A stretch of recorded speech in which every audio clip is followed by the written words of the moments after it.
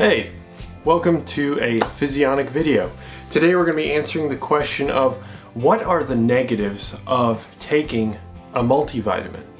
Most people don't really think about any negatives that are associated with multivitamins, but there are some, and that's what we're going to be covering in this video. If that's what you're here to find out, then you've come to the right place. Let's go ahead and get to it.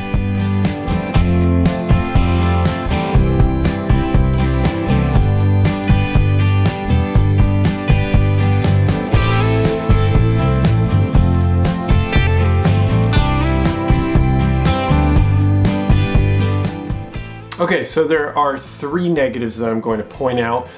There are more, of course, but the three major ones that I was able to come up with and that I wrote about in my article are: one is the overconsumption of vitamins. So if a person has a completely healthy, balanced diet and they have no need for a multivitamin, and then they stack on more vitamins on top of that, and that's not necessarily applicable to just multivitamins, that's applicable to really any sort of overconsumption of vitamins, then in that case you can actually have a slightly elevated risk of certain diseases, chronic diseases like cancer. Cancer is certainly linked to vitamin E, for example. Now, of course, are the chances extremely low? Of course they are, but it's just something that you can't really say, well, a multivitamin's a good thing in that case. Then if you're already hitting all your micronutrient profiles, then taking a multivitamin is at the very best not going to do anything for you, and at the worst could slightly elevate your risk for certain diseases.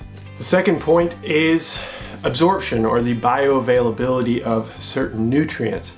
So taking a multivitamin means that you're taking multiple vitamins and multiple minerals at the same time. Now, unlike a macronutrient, micronutrients are highly dependent on when you take them, because they tend to block or increase the availability of another micronutrient. If you have one micronutrient, let's take for example calcium, and another one like iron, taking calcium and iron at the same time, calcium can actually block some of the channels that we allow for iron absorption. So separating those two out would be beneficial. And this is not an issue that you would necessarily get if you were to separate each vitamin out. And is it going to be something that's really noticeable, something that you're going to continuously have to deal with, that it's going to cause health issues? Probably not. But again, I'm kind of nitpicking here because multivitamins in general are a fantastic tool and a fantastic way to get your micronutrients. But again, the title of the video isn't what are the positives of multivitamins, they're what are the negatives. And the third point, the final point that I wanted to go over, is phytochemicals. Phytochemicals are not offered in multivitamins, at least to the best of my knowledge, and phytochemicals are actually something that we as a research community don't know very much about. But it might not come down to just macronutrients and micronutrients. It might also come down to phytochemicals, which is again something that we need a lot more research on.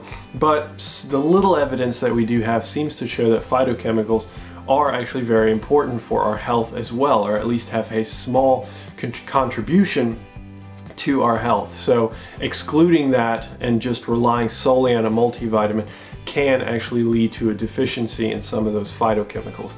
Now, the impact of that deficiency isn't completely known yet, but as research comes out, we'll find out how detrimental just taking or just relying on multivitamins can be.